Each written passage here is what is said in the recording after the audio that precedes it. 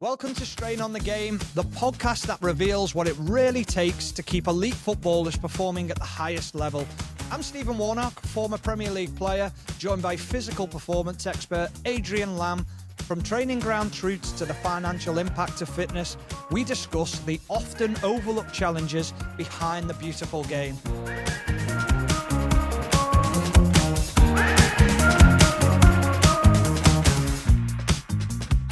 You talked about, we'll go away from New Zealand a little bit, we'll just talk about your injuries. You talked about a bad knee injury when you were younger. I remember when I joined Blackburn, you also had a pretty horrendous hamstring injury, didn't you? How did you find those times when you were out injured? And were you one of those who was, I know obviously you struck up a good relationship with Lammy, but did you ever strike up know how important it was with your fitness expert and your sports science guys to make sure that you bought into everything they were doing? They are, you can't put a value on what, like a Lammy, the physio, the doctor, that whole staff around it. I cannot thank them or put a value, or they're indescribable how important they are to keep you mentally right and physically right. I think for most men, the mental side of it when you're injured is the worst, because look, as a human and kind of as a male as well, but you want to contribute. You don't. If you want to feel like you're a productive human being, doesn't matter whether you're getting 10 million a year or freaking $1,000 or whatever.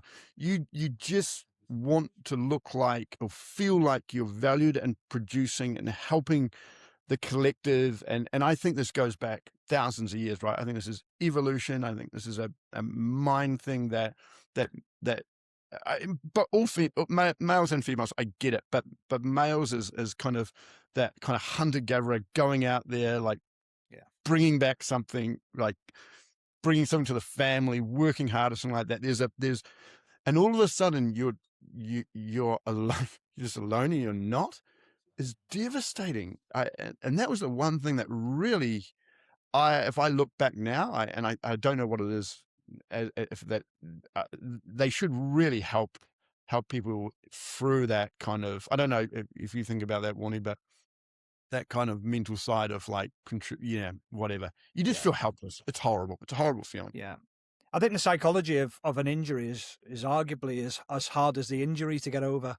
Is the mental aspect of knowing every day you're, like you say, I mean, I've had my fair share of injuries as well, where spent a lot of time on your own with just one person, and yeah, you can strike up a great relationship with that person, but like you say, looking across at the field and you're thinking, I mean, some will say, I'm glad you weren't on the field to try and help us, but you look at it and you think it's just one of those situations, like you say, where you need to, you feel that want to help and that need to help, and I think that is a huge part of it. I think the psychology has definitely changed since we were players. I mean, we were fortunate enough to work with Jamil, and we've had him on the podcast talking about different aspects of psychology and how important it is. But I think it's so important now within the game that their role is equally as important as anyone's on the staff in the game. Absolutely. And every individual will react differently, right? And Absolutely, yeah. some people will want it more and some people might want less, but ultimately, that helpless feeling is it's a terrible, but yeah, it's hard to describe, right? If you don't get picked or don't get selected in teams or squads or anything like that, that's out of your hands. That's life, right? Like, I think that's easy to accept. To not even be available is yeah. So to all your viewers and all that, like, don't underestimate that what it can do to the human. It's terrible. Yeah. I think on that, that's a massively important point. I think clubs are starting to recognise that now. I think a lot of clubs are taking certainly players with long-term injuries and trying to involve them in other sides of preparation. So I know talking to Brandy last week, and then a lot of teams are taking players who are going to be out for a long time and getting them involved in the analysis department, or or so they still feel that they're contributing. I think you're absolutely dead right. That feeling of contributing to team success is an important one, and finding other avenues to do that. And you're dead right. Individuals react in different ways. Some people are not suited to that, but finding something constructive and useful to do, I think that's an important part of it. What I loved is I coach, I just help out with the Georgetown University soccer team and the men's team, and they're probably about under 21 level, high championship kind of mid-champ level. It's a very good. They produce pros after pros after pros. They're very, very, very good. Their captain got an ACL, so he was done with the season. And so what they made him set piece coach.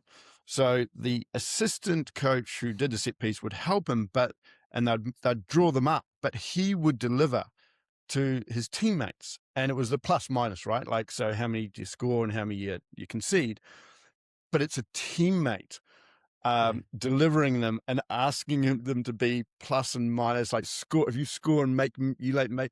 And I never had seen that. And I was like, these players are hitting, attacking corners and defending corners like I've never seen it, because their teammate, their captain, is actually the one who's on the nook, right? It was on the loose for being the coach on it. I thought, it's freaking genius. I love that.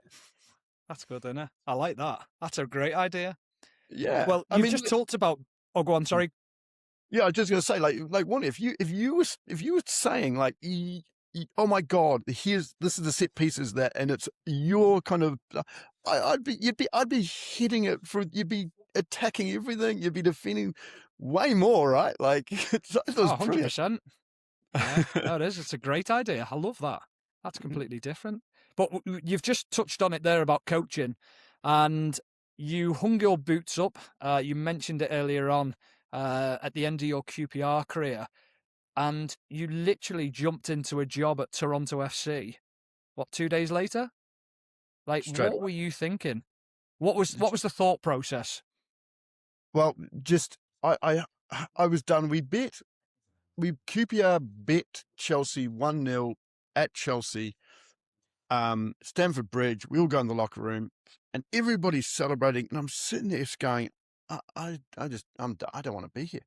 It was so weird, and I like it when, like, forgive me. And I was like, oh my God. And I was in that space where I just needed a different environment and like that. And so I literally got the job straight away. And I was like, I'm just going to do this. I have to do this. Probably just for myself, selfishly, Did you go and seek it, Nelly? No. Did you go and seek the job or no? No. They literally just flew over to London and met with me and said, we want to take you in the summer. And because they knew I was kind of probably going to be done in the summer. And I was like, but if the summer's midway through the season and then I'm going to inherit bad habits, bad culture, I'd rather have the whole season. I knew it was a bad team, but I wanted the whole year to get that, and so I was like, let's just do this. Like, naive as hell, stupidly. So stupid. So jumped on a plane and just went hell for leather and went into it, not knowing. I have so much respect for Newmount, not knowing the mental, physical and work that and it was not like now we've got massive support structures. Lammy, I brought, Lammy knows about it as well, but and bring the right people in and all that. Like it's like you're like controlling a small army, really. And you've got a lot of, you're going out to kind of these little battles, and if one's not right, or a segment's not right, you're dead. It's no, I don't want to make that military. Of course, it's wrong, but it's just, that's how it kind of felt. But yeah, learned so much, loved it and hated it in equal amounts. What was your thought as you were going into being a manager? Did you have an idea as to what you wanted to be as a manager? Like, did you want complete control over the coaching? Did you want to just oversee the coaches and manage that side of things as well? What was your general idea about that? I didn't have a understanding or an experience or a template of what I was good and what I was bad at. Yeah. And that's probably where was my downfall, I think. When I look back, and it's easy in hindsight, is I probably stepped into areas where I was weak and tried to do too much, and that pulled me away from my strengths maybe. But not having an understanding of who am I as a manager and who am I as a coach, and and again, you look at this in any job, right? Like it's stupid to go into a certain role of position of leadership, and especially in that kind of level, not knowing, to your point, which is a really good one, not knowing your own DNA, right? Like not knowing your own fingerprint of how you want, and in learning on the job. But in saying that, we were better and better and better, and I think but I didn't also manage up well, which was one of my biggest weaknesses when I was at Toronto. And managing up is, in that position, is one of the most important things you should absolutely do. You've got to kiss the ring. You've got to listen to some idiots. You've got to listen to smart people. You've got to manage up really well. And I didn't do that well. Can you elaborate on that a little bit, though? Sorry, Lammy. Can you just elaborate on that a little bit, as in to what you mean about the hierarchy? Were they interfering, or what was it then? Well, no, it's just all from the owner all the way down to the president, the CEO, then even the sporting director, technical director, all the way the management levels down until it hits you. You have to feed them with vision. You have to feed them with knowledge. You have to keep them feeling like they're valued as well, right? Like, that they're a really important part of what you're trying to do. And if you can do this, then that will help us. And you've got to take the time to and to listen to them as well, even though they might say some stupid things or they might say some amazing things, but you just got to take the time to respect what they say, even though they're coming at from potentially completely different mindsets and different angles. I suppose that's tough though when you're trying to concentrate on the team, and like you say, it's a new skill set to you, and this is a new environment. That's I suppose, like you say there, only in hindsight can you look back on that and think, God, I got that completely wrong. But I'm just thinking for people who go into management and go into coaching, is that is vitally important, that it's not just what goes on the pitch. I mean, we see it with a lot of managers now, even like the likes of Maresca and Amarim talking out about the board and the ownership, and you think, well, there's only one way that's going. You've got to be so careful. Yeah, absolutely right. And that's that managing up part of it, right? Is it's tiring, it's exhausting, and you're fronting it, right? So you're getting the abuse, you're getting the shit when it goes right or wrong, whatever. So you're fronting it, and then you've got people above saying all these things, and it's like all you want to do is just say, "Shut up!" Like, fuck, come on. I've got so much. I've got I've got a staff of, or players and staff of 50, 60 potentially that you're trying to control, even though, and the academy as well, that you're trying to help, not control, but manage. And then you get this coming up, and you just, it's just the last thing you want to do. So yeah, but in saying that, I would definitely manage up a hell of a lot different than I did, and I'd leave a lot of the maybe lesser things that maybe the lesser things are the fun things they actually really want to do, like helping develop kids or helping like all that. You've got to let that go. You've only got X amount of mental space that you can kind of handle, and yeah, it'll be my advice to any young coaches that come around. Would you delegate more? 100%. And yeah, and again, that goes back to that not really understanding, not really having a full comprehension of what I was good or bad at, and so I was kind of learning a wee bit on the job, or was, and so yeah, in hindsight, absolutely delegate more. But remember the physio. Remember that physio when I kept. I gave him every sort of power. I said, look, just tell me. And he would always throw it back to me. So it's also, but he was friends politically, and it was like, so, again, I think he was mediocre. And so that me and him were just like that all the time. And yeah, it was, yeah.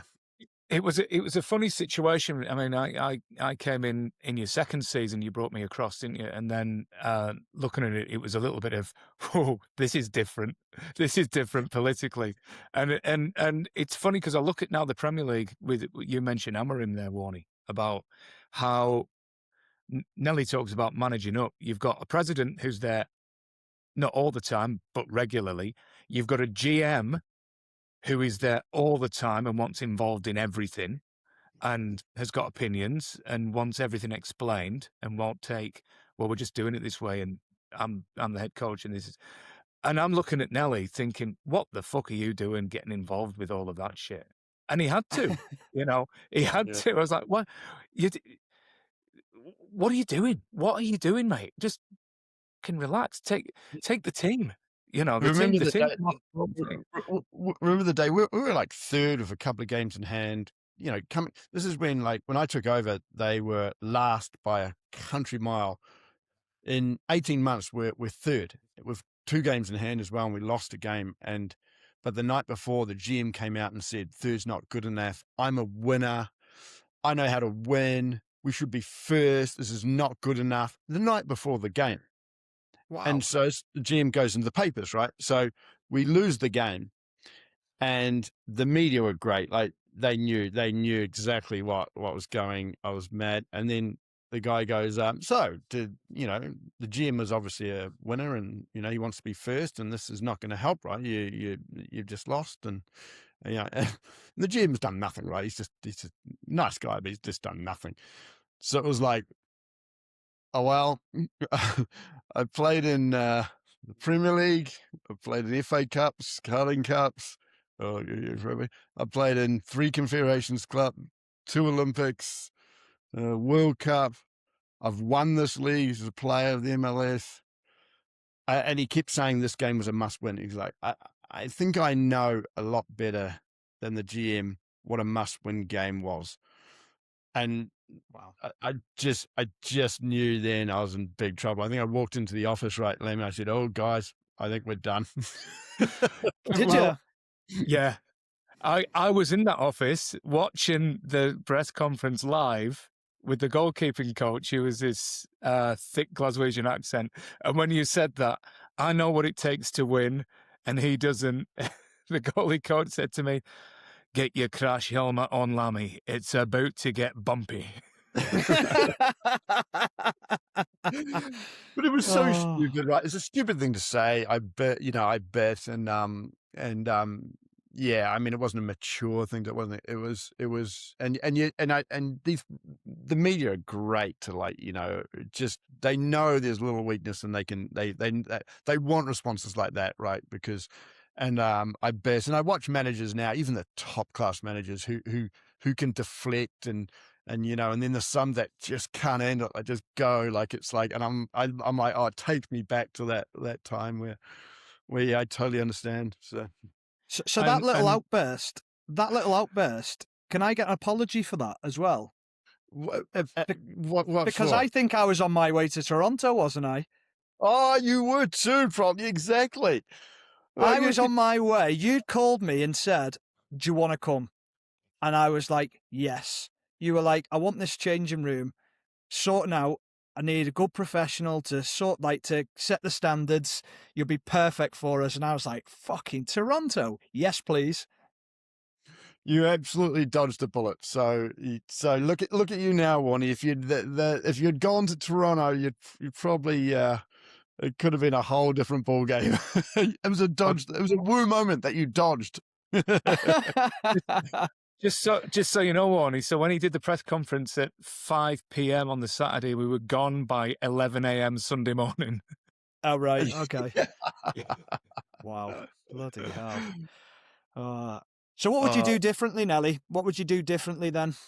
If you were ending your career tomorrow and Toronto came knocking, would you take it? Or would you think, do you know what, I need to go down a different path and I need to learn at a lower level or go and do my badges more, be an assistant? What would you do differently?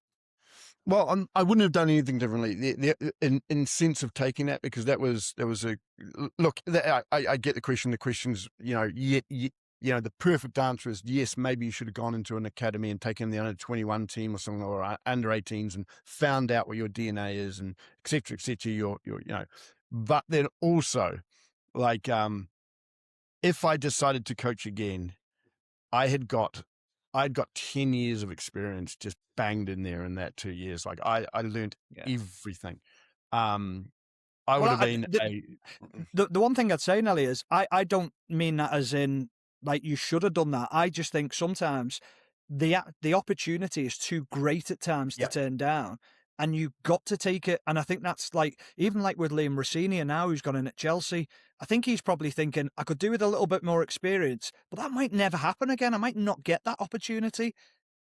absolutely. You take it when you get an opportunity like that. Absolutely take it and learn on the job and all that. But surround yourself with really good people as well that can, like, I had Lammy and I had a couple of other guys, but I probably didn't have that staff that surround him. Like, I think Keith Andrews is, I just like literally smile every time I see him. I just think I'm just so happy for the guy. And I'm so happy for him, because he didn't have any experience as a first team coach, right? So, Well, and he was he's at gone. Sheffield United, wasn't he? And he'd done a little bit with the set pieces at Brentford. He's been a coach, but to walk into a manager role, of like that status, and by the way, they've sold all their goals and a lot of their best players. Like, and for me, he's Premier League Manager of the Year. Like, I just think 100%. it's phenomenal. I literally get teary eyed when I see his Lego head on the sideline. Like, it's amazing. He's just done such a phenomenal job, and what I would also say for me and my personality, actually, coaching is not. I wasn't it's not in my job title. I should have been in another role, actually, supporting the coach or something like that. I feel that would be a wee bit better for me. So that's why I didn't continue on. I got quite a few options to keep coaching and keep up that kind of trajectory of going down that line. But I know this sounds really weird, and I like to be liked. If you know what I mean. I'm not very good at nobody liking you, really, because that's part of the job. Is like, people are pissed off at you all the time. There's just no, and I probably didn't have the rhinoceros skin that I really respect some of these managers that have. I was probably a wee bit, and maybe if I go back and now I'm older now, I won't give a toss about a lot of things that I probably worried about. But at that time, it was, I felt that was tough. Like, people really not liking you. This has never happened. I mean, most people thought I was a bit of an egg, a dickhead, but actually not like it was tough. Wow. Yeah, it is. It's true though, that, isn't it? I think some people are definitely cut out for it. Because I always thought that myself. I always think when you finish football, there's a few roles that you can go down. It's either coaching, management, you can be a scout, or you can go into the punditry, which I've done. But you've got to find your route, haven't you? And then once you're in it, you think, I always think I couldn't have had people knocking on my door. I think just saying, why am I not playing? And I'm thinking, this is going to be so difficult, this. And like you say, walking past people, I always think back to when managers used to walk past you in the corridor, and I thought, you fucking idiot. But then thinking, how tough was his job? How hard is that as a job? So, full respect to people who step into that role. We'll try and wrap it up a little bit now. We'll just have a little chat about what you're currently doing after stepping away from management. So what's life looking like for you now? I know you've just been on the golf course for 5 days, so you're obviously doing all right. There's one thing I've got to do is work on my golf game. But no, I work with FIFA now, and I kind of got to a stage in my life and of my family and my kids and everything like that where actually I just want to do what I want to do. I cannot be asked being with people I don't like or things I kind of don't want to do.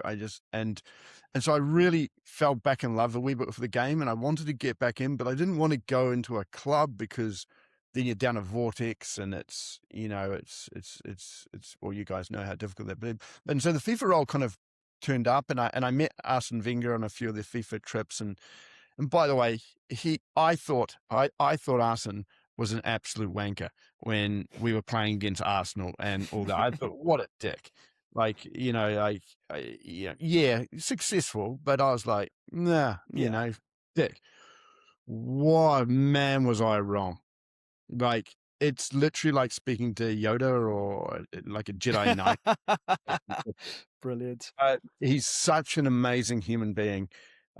Super intelligent, super, he's got really good empathy as well. Like his kind of, IQ and like emotional intelligence as well is very, very, very high.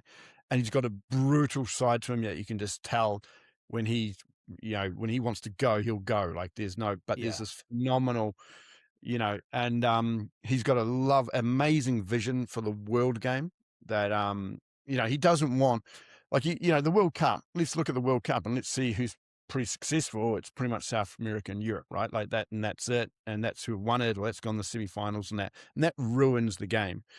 And so he's built a whole program to try and develop these nations that should be competing, but are just not. And so it's a phenomenal big task to do. But if we can make the World Cup, if we can get it from here to kind of here, you're going to have phenomenal, better product, better competition, better everything, right? And you're starting to see it now with some of the Asian teams, and you're starting to see a bit more consistency of the African teams. Like if we can get, this is the holy grail, right? But if you can get China and India and, the USA even up, and some of these higher populated countries, just imagine a World Cup where China, India, and some of these African, are all competing at a level that's similar. That's a World Cup, right? And that's why 48 teams, I totally agree with it, because 32 teams gives only the select few. It just becomes select few all the time. But if you can expand it out, it gives these countries the hope of their 16 extra spots that they might make it in 8 or 12 years. And so they can then really develop their infrastructure, their technical departments. They've got hope to be able to do it. Whether it happens or not. So is that is that the argument against greed then? So a lot of people look at the expanded World Cup and go, well, that's just FIFA being greedy. They want more games, they want more bums on seats, they want more money.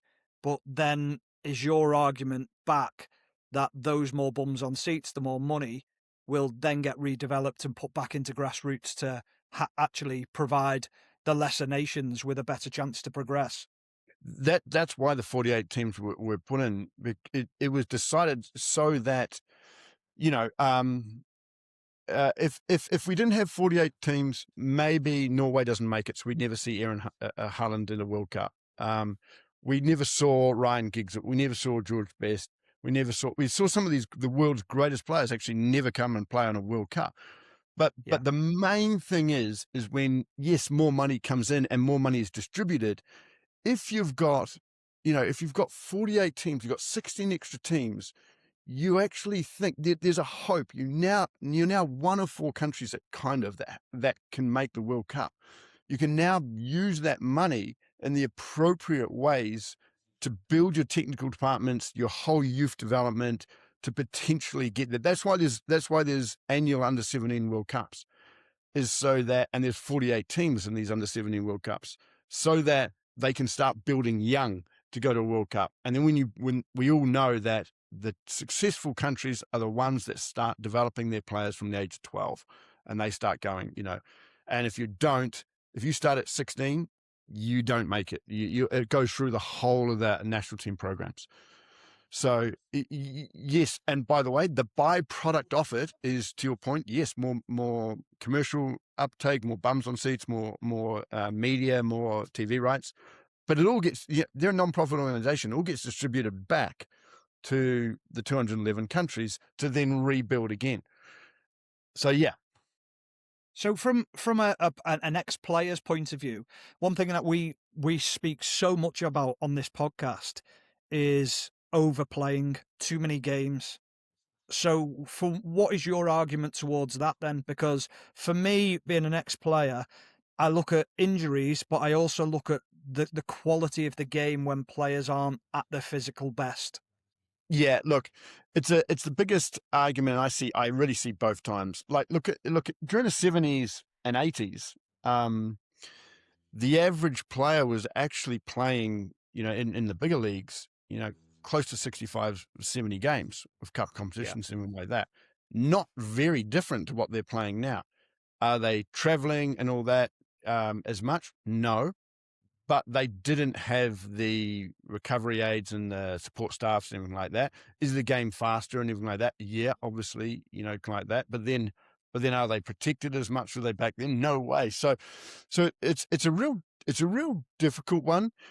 If you asked a League One player, a Championship player, should you play less games? I think they'd all go no, because they want to get to the Premier League, right?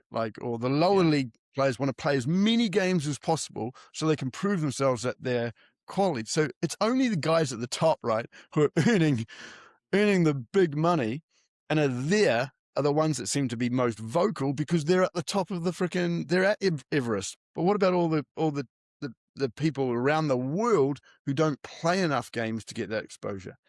And I know the majority of the world who are playing would rather play more games than actually less games.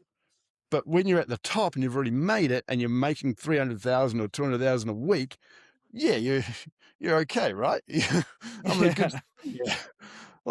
And by the way, don't play then. Say you're tired.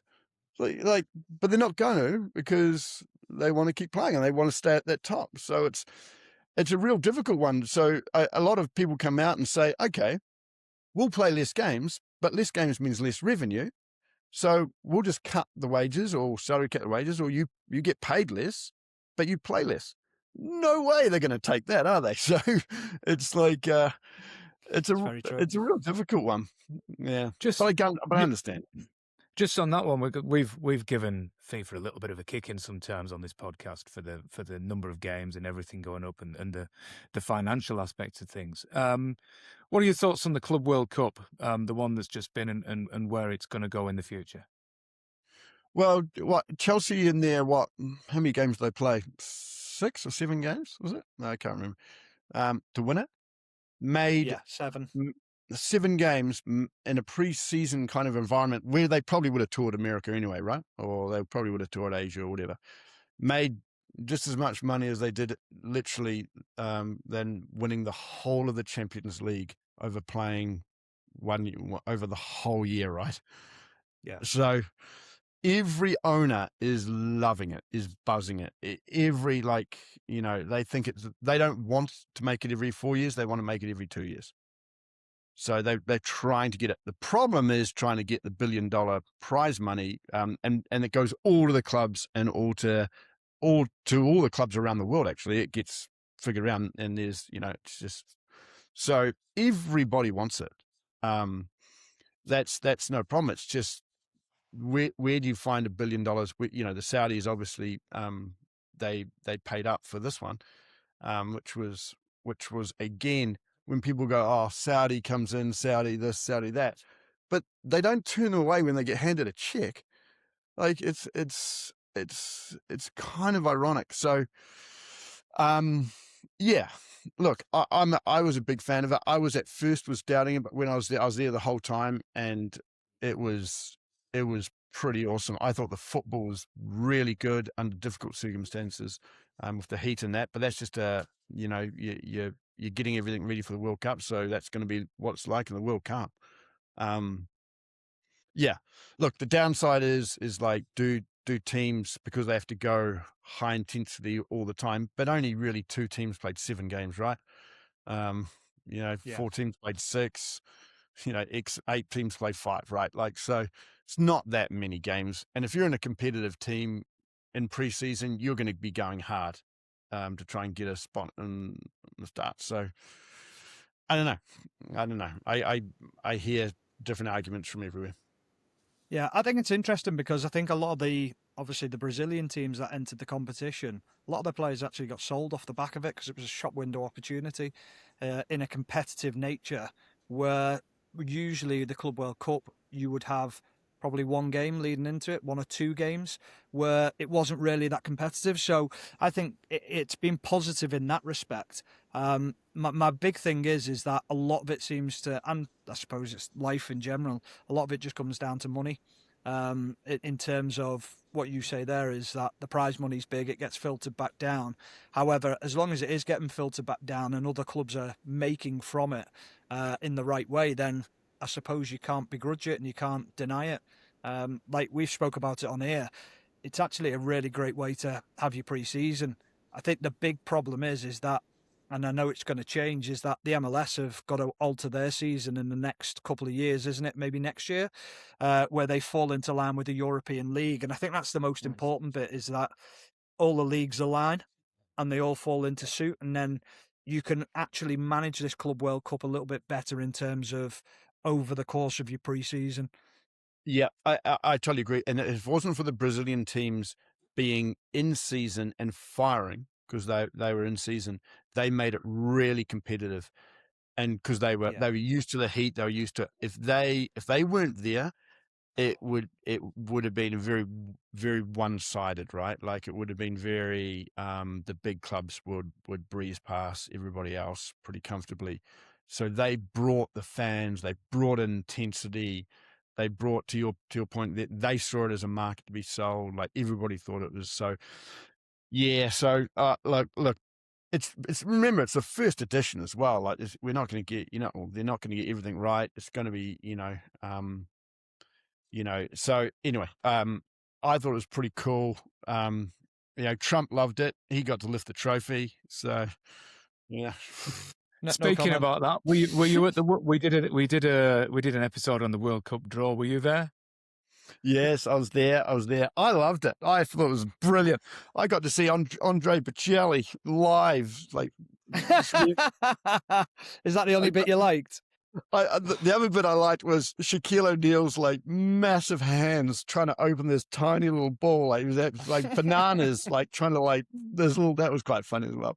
No, look, this is where I think FIFA gets a lot of probably pushback and fallout. Is, are they trying to make it a bit, stick to what you got at, and that's an administrative body. And now they're trying to become maybe it looks a bit more like an entertainment kind of company and making it was there an element of that because it's in America, and America they like that glitz and glam and that almost over the top side of it, so they've just bought into that.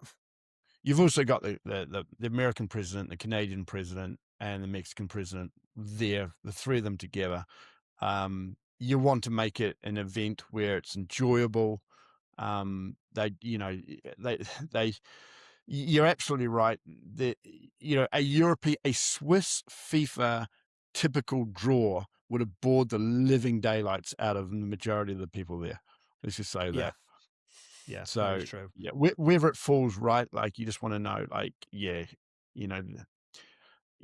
funny, like, because there's going to be halftime entertainment now in the World Cup, and there's going to be this massive, like I heard that in Germany, I think it was, they were saying that they put some halftime entertainment, and the crowd started booing the halftime entertainment because and they got rid of it because the average fan just wanted to get their bloody, their sausage and their beer, and they wanted to talk football about the first half, and they couldn't because there's bloody music going on and everything like that, and so they got rid of it. And so it's quite interesting, right? Like different markets want different things. Very interesting. Yeah, it is very interesting. Yeah. So Nelly, what is your role at FIFA? Like, what is your title and what do you do? But also, what will be your role at the World Cup in the summer?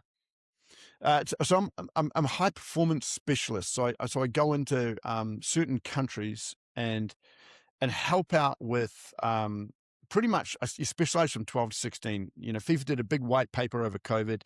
They realized all the good teams that are successful spent a lot of time on the 12 to 16 age group. Simple as that. The ones who weren't doing very well, literally before the under 17, because that's when FIFA funding kicks in, is when the start of the national team programs and the under 17 qualifications. Generally, the ones who don't do very well pick a team 3 weeks, a month before the under 17 qualification starts. They get bombed out and they wonder, we just weren't good enough. So what you want to do is you want to start them at 12 national team programs, whether they're camps or regional ID and everything like that, and start getting a high performance element so that when, how many games does the English team play before the qualification of the under 17 team? Probably these kids are probably putting out 50, right? Like lots of games and so they know when they're rolling in.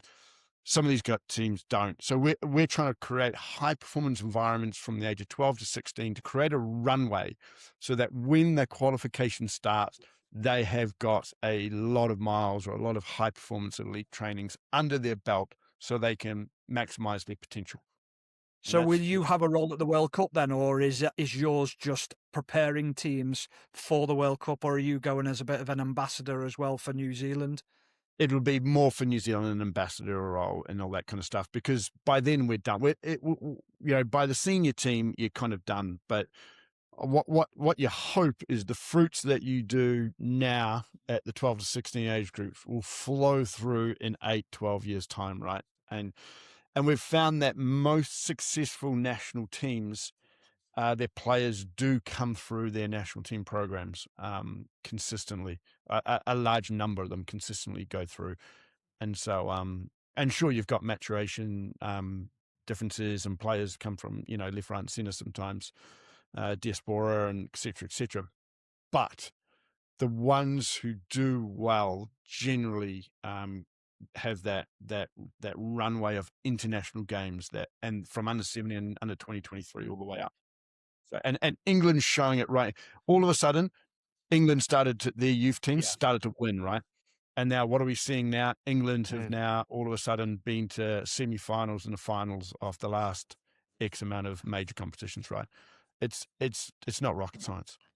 Just before we wrap up, just want to ask you a question for any listeners, viewers who are looking to make it in an elite sport. What's your biggest sort of advice to anyone who's looking to make it as a sports person? Do not get caught up in the future or the past or the left or the right. If you just think about the today and just say, how can I get better today? And you do that every single day, year on year, the small element will add up massively. If you start thinking about what success is going to be in the past, I know there's goal-oriented people and they need targets, something like that. The majority of people that I talk to at elite level, where they're successful, completely variable, right? Like it's completely different where they actually peak or where they start going. But the one major element that averages out on everybody who says that every day they took that day to try and get better, and don't get caught up with the past, don't get caught up with the future, just take the present. And what I would say, if you don't make it as perfect, because it's very, very difficult, you will succeed in life. If you have that type of attitude and that type of dedication and endurance, life will give you something. And you don't know what it is, but it will. Brilliant. Well, thank you very much for coming on. We tied you down eventually. We got you off the driveway, shoveling snow. We got you off the golf course, and I think it was well worth it. So, Ryan, thank you very much. Much appreciated. We loved having you on Strain on the Game. Loved seeing you guys. Loved talking to you guys. Could be here all day with you two ugly bloody mugs, but thank you so much. No, brilliant. Thanks very much. Thanks, Nelly. Cheers, guys. Thank you.